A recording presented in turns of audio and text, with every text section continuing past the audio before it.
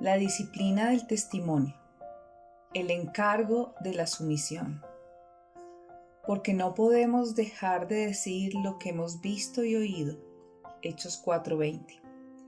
En septiembre de 1979 nos mudamos del sur de California a Wheaton. La residencia junto a la iglesia College había estado vacía durante 2 años. Todos los días notábamos que los miembros de la iglesia pasaban en su automóvil y miraban de soslayo las ventanas de la casa. No quería decir que fueran demasiado curiosos, sino que estaban felices de tener por fin un pastor con su familia en la casa. Pero la pareja joven que vivía enfrente en una enorme casa antigua de estilo victoriano no estaba demasiado contenta. Eran yuppies de vanguardia que se habían mudado recientemente con sus 2 niños pequeños de su casa renovada de piedra rojiza en la mejor zona de la ciudad, Chicago, a los suburbios. Cambiaron un estilo de vida lleno de buenos restaurantes, museos, teatros, sinfonías y conversaciones inteligentes y estimulantes por los suburbios, donde el nuevo vecino era un pastor que acababa de ser contratado por la iglesia evangélica de la otra cuadra, con 4 niños, un perro, un gato y un pájaro.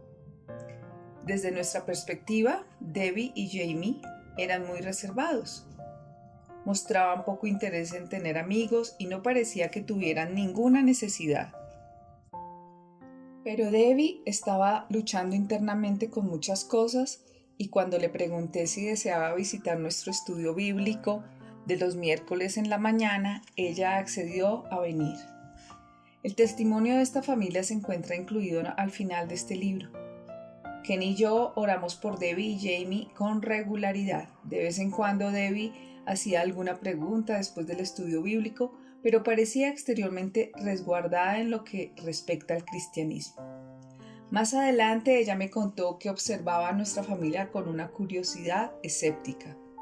Un cierto día recibimos una llamada que nos hizo orar con mayor fervor que lo acostumbrado. Los miembros de nuestra iglesia estaban preparando una cena evangelizadora en Chicago para hombres de negocios y sus esposas. Nuestros vecinos habían sido invitados y habían aceptado la invitación. La mañana siguiente a la cena yo estaba entrando al garaje cuando vi a Debbie afuera junto con su niña de 2 años. Yo oré: Señor, si tú deseas que yo le hable, por favor haz que ella me hable a mí. Por supuesto, yo no podía saber que Debbie había estado orando para que yo viniera y hablara con ella. Gracias a Dios ella me llamó y yo me reuní con ella en el jardín del frente. Bajo una profunda convicción de pecado y atorada por su emoción, Debbie había estado pensando toda la noche sobre las cosas que había escuchado la noche anterior y ahora tenía muchas preguntas. Nos pusimos de acuerdo en reunirnos para tomar café juntas cuando Elizabeth estuviera durmiendo su siesta. Más tarde en su cocina, Debbie me pidió que le explicara los detalles del Evangelio. Cuando ella leyó 1 de Pedro 2:24, personalizando el pasaje con su propio nombre, comenzó a llorar. Él mismo, en su cuerpo, llevó al madero los pecados de Debbie para que Debbie muera al pecado y viva para la justicia. Por sus heridas Debbie ha sido sanada. Se abrieron sus ojos y ella vio claramente la importancia de la muerte de Cristo por los pecados de ella, y creyó. Las alegrías diarias. La mayoría de las alegrías espirituales más duraderas de nuestra familia han provenido del testimonio personal cotidiano de personas como Debbie y como Susie, la maestra de jardín de infantes de Holly. Todas las semanas, Susie le prometía a Holly que vendría a la iglesia hasta que finalmente lo hizo y regresó una y otra vez convirtiéndose en nuestra buena amiga y encontrando a Jesús. Luego, 20 años más tarde, el hijo de Holly, demostrando su preocupación por su amiguito, gritó desde lo alto de la estructura de barras para juegos infantiles: mamá! Joel no conoce a Jesús. Estaba también nuestro vecino John, el maestro de artes industriales, la persona más amable de toda la cuadra, quien después de varios años de amistad con nosotros, se convirtió al cristianismo y luego pasó a ser un diácono en nuestra iglesia. Otro recuerdo particularmente atesorado por nosotros es el de nuestro cartero, Damon, un exinfante de Marina, y su joven esposa Bobby. Nuestros saludos diarios se convirtieron en una amistad que culminó con la venida de Bobby a Cristo a través del estudio bíblico de mujeres y Damon haciendo lo mismo en el retiro espiritual de hombres. Mi esposo es un pastor, pero a lo largo de los años nos hemos dado cuenta de que las mayores alegrías en el ministerio no han surgido de los acontecimientos extraordinarios en la iglesia, sino en las vidas normales del testimonio diario de persona a persona. Aquellas cosas que todo cristiano puede llevar a cabo, tenga o no los dones o el llamado para hacerlo. Cuando los cristianos buscan en las Escrituras el ejemplo de un testigo poderoso, piensan a menudo en Andrés, un hombre común y corriente que compartió a Cristo de manera evidentemente sencilla. Los evangelios nos dicen que Andrés formó parte del ministerio de Jesús desde un principio, y cuando conoció a Jesús, Andrés era ya un seguidor de la causa profética de Juan el Bautista, Juan 1:35, lo cual indica que era un hombre espiritualmente sensible que tenía conciencia de que los días eran funestos. Un hombre que había sido bautizado en arrepentimiento por su pecado y que estaba aguardando al Mesías. Tenía asimismo el distintivo de ser el hermano de Simón Pedro, el que pronto sería el líder de la banda apostólica, Juan 1:40. Pero el reclamo inicial de Andrés a la fama era que él, junto con Juan, fue el primero de los 12 discípulos en seguir a Jesús. La iglesia primitiva reconoció este hecho y le dieron el honrado título de Protocletos, que quiere decir llamado primero. Sin embargo, a pesar de este comienzo envidiable, Andrés nunca alcanzó ninguna prominencia entre los discípulos. Fue excluido de las extraordinarias experiencias compartidas por el círculo íntimo compuesto por Pedro, Jacobo y Juan. La transfiguración, la curación de la hija de Jairo, la profunda pena de Jesús en Getsemaní. No era realmente un líder. No predicaba sermones que valiera la pena registrar. No escribió cartas ni llevó a cabo milagros que hayan quedado registrados. Una figura de segundo plano. No parece haber tenido para nada la valiente audacia de su hermano Pedro. Su gran distinción era excelente para atraer a la gente a Cristo. La humilde distinción de Andrés hizo que culturas enteras lo amaran con profundo cariño. Hoy día es el santo patrón de 3 naciones diferentes. La tradición alega que Andrés viajó para ministrar a los demás en lo que ahora es una parte de Rusia moderna, que fue martirizado en una cruz en forma de X en Grecia, y que un monje del siglo XVIII trajo algunos de los huesos de Andrés como reliquias a Escocia. ¿Fue Andrés realmente a Grecia o a Rusia o a Escocia? Nadie lo sabe. Estos 3 países lo reclaman a causa del carácter encantador de Andrés, según lo registra la palabra de Dios. Era un hombre con un gran corazón que poseía tales talentos normales y que amaba presentar a Cristo a los demás.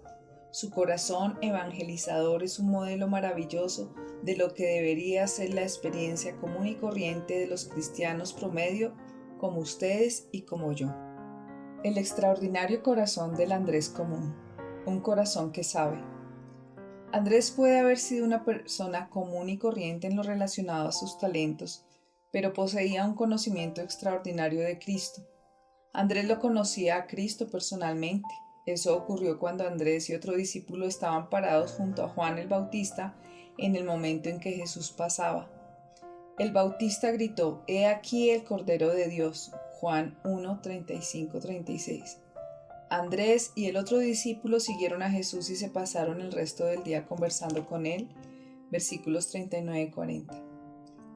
A pesar de que no esté registrado, esa conversación fue un momento decisivo espiritual para Andrés. Jesús pronunció palabras que eran lo más auténtico que Andrés hubiera escuchado jamás y su corazón se encendió como fuego. El corazón extraordinario de Andrés fue atraído como por un imán hacia Cristo. Se sentía tan atraído al Salvador que estaba seguro de que si los que pudieran ver a Jesús aunque sea una sola vez, eso sería suficiente. Las Escrituras nos dicen: «Este halló primero a su hermano Simón y le dijo: hemos hallado al Mesías», traducido es el Cristo, Juan 1:41. Andrés tenía la idea correcta.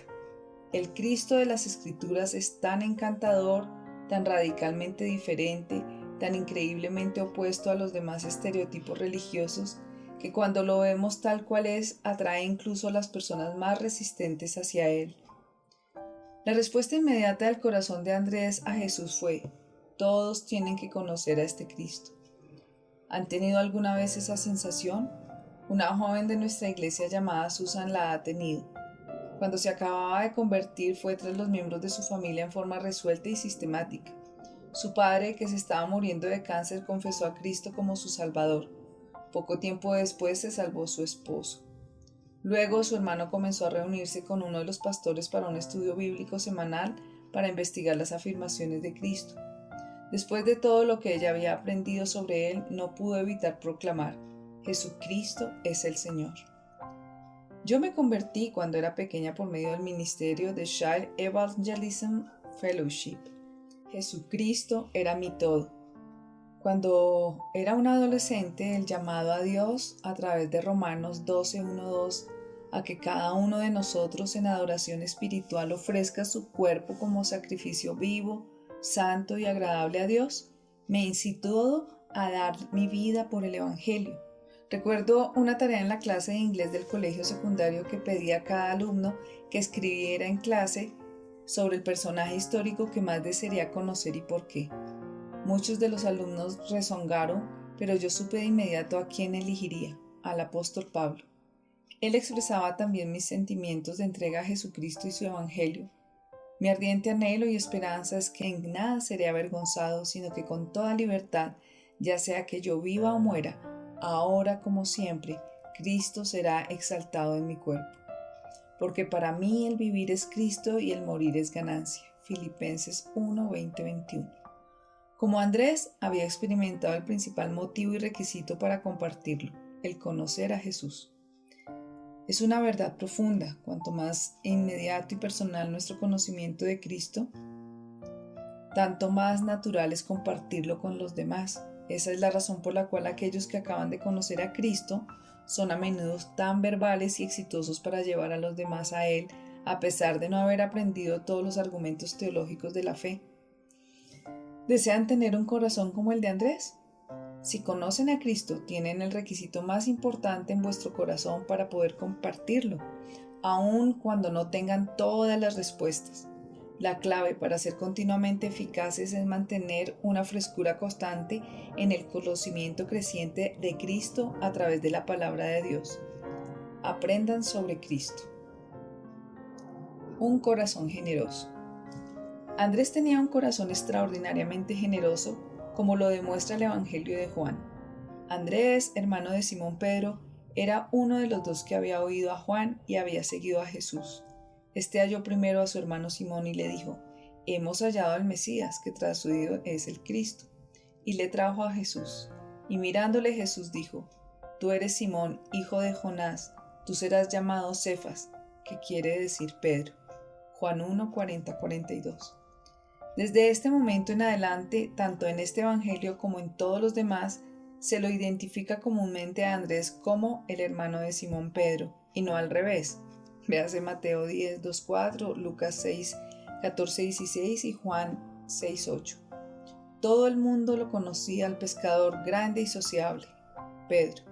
De manera natural, él atraía a la gente mientras que Andrés se desdibujaba en el trasfondo, sobre todo cuando su hermano mayor estaba presente. ¿Piensan ustedes que Andrés se imaginó que las cosas serían así? Después de todo, él había pasado toda su vida con su hermano.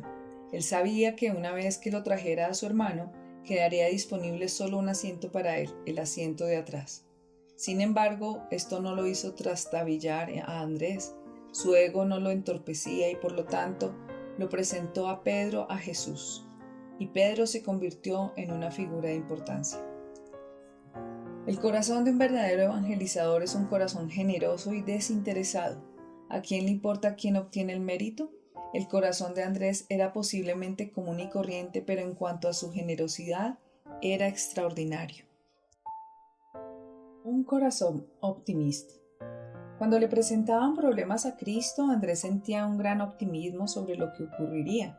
Mientras que Felipe expresó consternación ante la posibilidad de alimentar a 5,000 personas, Fue Andrés quien le sugirió a Jesús que utilizara los 5 panes y 2 pececillos del muchacho.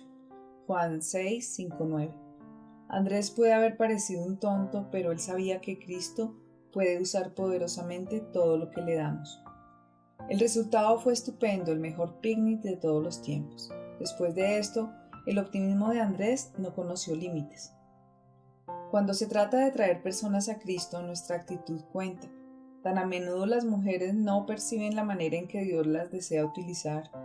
Si no tenemos obvias oportunidades para evangelizar, tales como niños que nos conecten con los vecinos o con los demás mamás en la escuela o relaciones que evolucionen en oportunidades, consideremos la hospitalidad. Mi amiga Joanne Carnes escribe en su libro Welcome Stranger, Welcome Friend: la cultura y el lenguaje del siglo XX han distorsionado el significado de la palabra griega del Nuevo Testamento traducida normalmente como hospitalidad. Filoxenos significa literalmente amor por los forasteros. En la sociedad actual la hospitalidad se ha convertido en sinónimo de entretenimiento o compañerismo. Sin embargo, el significado bíblico se concentra en el forastero, la persona que el anfitrión no conoce y sus necesidades. Una de las razones que dan muchas mujeres por no abrir sus hogares brindando hospitalidad cristiana es la inseguridad que sienten de una manera u otra en cuanto a ellos. Para mayor sabiduría sobre este tema, vean Mujeres Hogareñas del Evangelio, al final de este libro. Andrés comprendió el valor de un pequeño almuerzo. ¿Han pensado alguna vez lo que podría significar para el Evangelio el preparar y compartir una sencilla comida? Un gran corazón. Juan 12, 20, 22 conserva una ilustración que exhibe cuán grande era el corazón de Andrés. Había ciertos griegos entre los que habían subido a adorar en la fiesta. Estos pues se acercaron a Felipe, que era de Betsaida, de Galilea, y le rogaron diciendo: Señor, quisiéramos ver a Jesús. Felipe fue y se lo dijo a Andrés. Entonces Andrés y Felipe se lo dijeron a Jesús. Estos griegos eran, por supuesto, gentiles y, por consiguiente, detestables según el pensamiento tradicional judío. Felipe no estaba seguro de lo que debía hacer con lo que le solicitaban, de modo que se acercó a Andrés. Andrés, sin dudar, fue directo a Jesús. Andrés posee la gran distinción de ser el primer discípulo en comprender que Jesús es la respuesta para todos y en aplicar la universalidad del ministerio de Jesús. No debería pues sorprendernos que Él sea el santo patrono de los griegos y de los rusos y de los escoceses. ¿Piensan ustedes que existe persona alguna que esté más allá del poder del Evangelio para salvar? ¿Acaso la brecha cultural es tan ancha o la rebelión tan profunda que sienten la certeza de que esas personas no tienen esperanza? No crean en eso. Nuestra iglesia tiene un ministerio a estudiantes internacionales que estudian en los Estados Unidos, jóvenes que están lejos de sus hogares natales. Las familias pueden anotarse para albergar a personas completamente extrañas para que vayan a su casa para pasar una velada o compartir un almuerzo dominical. Las oportunidades para relatar el Evangelio a forasteros son enormes. Los que vienen a nuestros hogares para comer son personas que nunca se toparían con nosotros si no fuera de esa manera. Musulmanes, budistas, agnósticos, ateos, lo que se les ocurra. Jesucristo, profeta, sacerdote y rey, es la respuesta a las necesidades de su corazón. Lo único necesario es un corazón grande y optimista para alcanzarlos. Alguien que les diga: es posible que yo no tenga todas las respuestas, pero les puedo preparar una rica comida. La hospitalidad por el bien del Evangelio. Andrés tenía razón. El Evangelio es para todos y todos pueden pasárselo a los demás. Andrés era una persona común y corriente, no tenía la preparación del doctor Lucas, no poseía el intelecto del apóstol Pablo, no tenía la fuerza de personalidad y los dones de oratoria de su celebrado hermano, pero a su manera él ayudó a darle forma al mundo cristiano, aunque él mismo no lo hubiera creído así. ¿No es esto estimulante? El extraordinario corazón del Andrés normal es un corazón que nosotras las mujeres del Evangelio podemos todas imitar. Un corazón que sabe, un corazón generoso, un corazón optimista y un gran corazón. Es un corazón que cualquier cristiana normal puede tener si ella lo desea. al someterse a la obra del Espíritu. El corazón de Andrés no solo desafía, sino que santifica cada día la vida ordinaria, común y corriente. Las mayores alegrías no están en los acontecimientos extraordinarios del ministerio, sino en las vías normales del testimonio diario, el traer a los demás a Cristo. Evangelizando. Cuando convertimos al Evangelio en un verbo, vemos que de eso se trata. El evangelismo es contarle a la gente el Evangelio. Los que estudian diversas formas de evangelizar han descubierto que estadísticamente el Evangelio relacional de Andrés es el más efectivo. Cuando se hacen encuestas sobre el crecimiento de las iglesias, los encuestadores indican que unas pocas personas van a la iglesia debido a alguna necesidad especial o para escuchar a cierto predicador, y que otras son atraídas por el programa de la iglesia o responden a una visita formal de alguien de la iglesia. Algunos son alcanzados por la escuela dominical y otros pocos vienen a la fe por medio de cruzadas o sermones televisivos. Sin embargo, entre un 75 a un 90% de las personas, lo cual es una cifra importante, vienen a causa de la influencia de amigos o parientes. No hay duda pues que el método del Andrés común es el aspecto más importante del evangelismo, superando enormemente a los métodos institucionales. Las listas bíblicas de los dones espirituales indican que un pequeño porcentaje de creyentes tienen un don especial para el evangelismo, tales como predicar el testimonio aguerrido en las calles o de puerta en puerta. Pero los preceptos bíblicos indican que un 100% de los creyentes pueden llevar a cabo el evangelismo relacional. Mientras que todas las formas de evangelismo son importantes para la iglesia, la más importante con mucho es el estilo de cada uno alcance a uno de Andrés. Evangelizar es una persona contándole a otra persona acerca de Cristo. La disciplina del testimonio. El simple método de relatar el Evangelio, 2 maneras de vivir en el capítulo 2, sirve para ayudar a hombres y mujeres que deseen someter sus vidas más completamente bajo la dirección de Cristo, esforzándose con oración por ser como Andrés, practicando la disciplina del testimonio. El valor de las relaciones. Las mujeres fuimos creadas para relacionarnos. Sin embargo, es importante que nos demos cuenta que es nuestro Dios soberano quien ordena nuestra vida, incluso nuestras muchas relaciones. Nuestras amistades e incluso nuestros encuentros fortuitos no son simples accidentes sociales. Dios nos sitúa en nuestra familia, nuestro vecindario y nuestro lugar de trabajo con un propósito. Él nos ha colocado junto a personas que desea que influenciemos para Cristo. Susie, la maestra de jardín de infantes de nuestra hija, no fue un accidente relacional. Tampoco lo fue Damon, nuestro cartero, o Jamie o Debbie, nuestros vecinos y queridos amigos. Cada persona que encontramos es un alma eterna de un inmenso valor, una persona que deberíamos ver de la misma manera que la ve Dios. Esto es lo que escribió en forma tan memorable C.S. Lewis, el gran profesor universitario de Oxford. Recuerde que la persona más aburrida y poco interesante con la que podamos conversar algún día puede ser una criatura que, si la viéramos hoy, nos sentiríamos muy tentados a admirar o en cambio un horror o una pesadilla. El día entero nos estamos ayudando los unos a los otros de alguna manera a llegar a uno de estos dos destinos. A la luz de estas sorprendentes posibilidades, debemos conducir nuestro trato con los demás, todas nuestras amistades, todos nuestros seres queridos, todos los juegos y toda la política con el asombro y la discreción que le corresponde a cada uno de ellos. No existe gente común. Usted nunca ha hablado con alguien meramente mortal. Las naciones, las culturas, la civilización, esas son mortales y sus vidas, en comparación con las nuestras, son como la vida de un mosquito.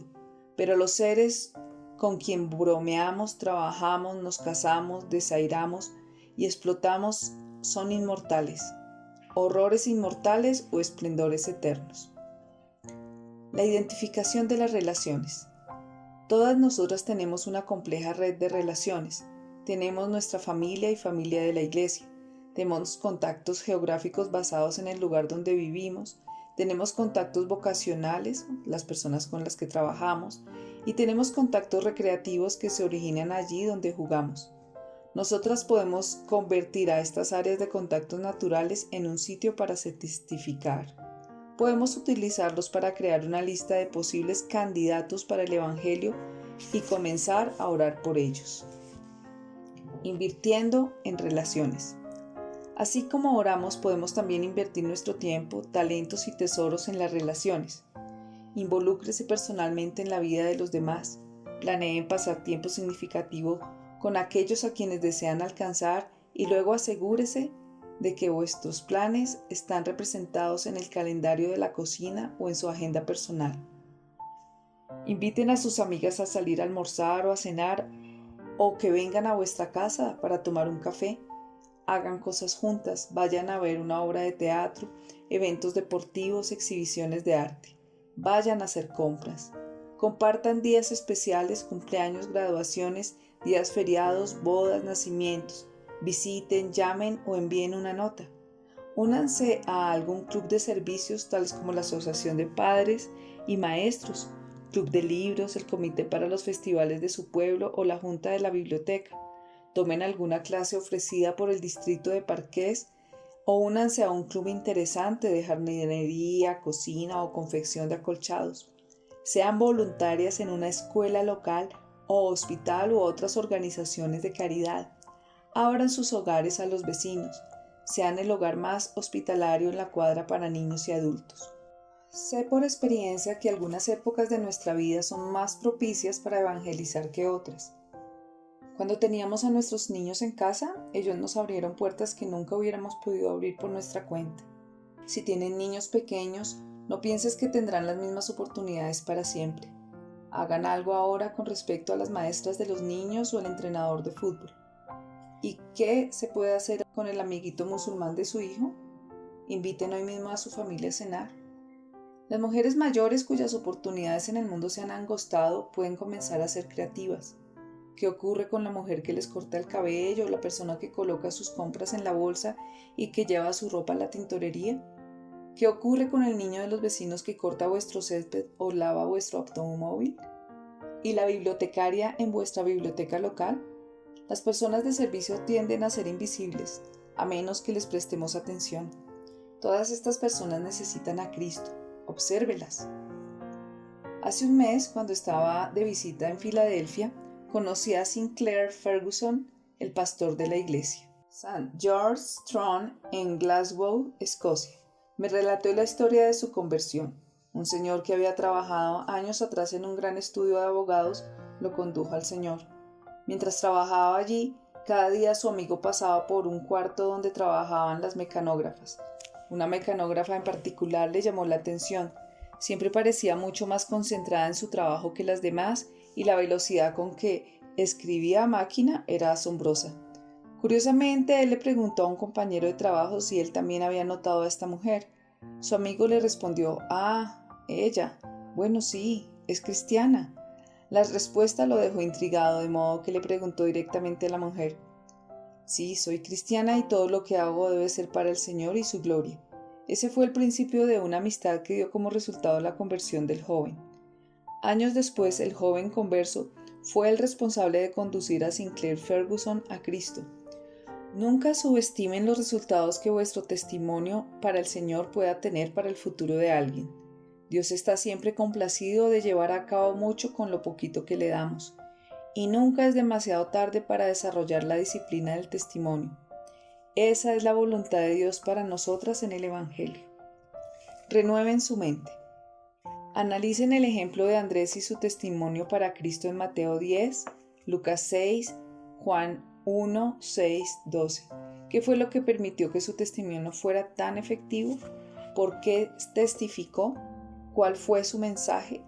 Ahora comparen su experiencia en esta área con la de ustedes. Sean honestas. ¿Por qué necesita escuchar la gente que ustedes conocen el mensaje de Juan el Bautista? He aquí el Cordero de Dios. Juan 1:36. Si conocen a Cristo, ustedes tienen los requisitos esenciales en vuestro corazón para compartirlo, aun cuando no tengan todas las respuestas.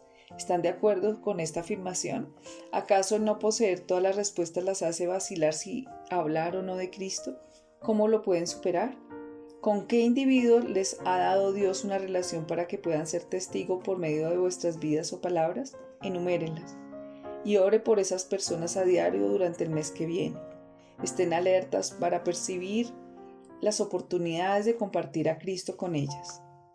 ¿Qué es el evangelismo de estilo de vida? ¿Utilizan ustedes esta clase de alcance personal? ¿Por qué o por qué no? Si ustedes son como la mayoría de los cristianos, la gente a la que más cuesta testificar es a los miembros de nuestra familia o parientes. ¿Por qué? ¿Cómo podemos construir puentes de comunicación con ellos? Nosotras debemos invertir nuestro tiempo, talentos y tesoros en las relaciones. ¿Deberíamos hacer esto solamente para ganar a los demás a Cristo? ¿Qué otras razones deberíamos tener? De una manera práctica, ¿cómo podemos invertir en las relaciones?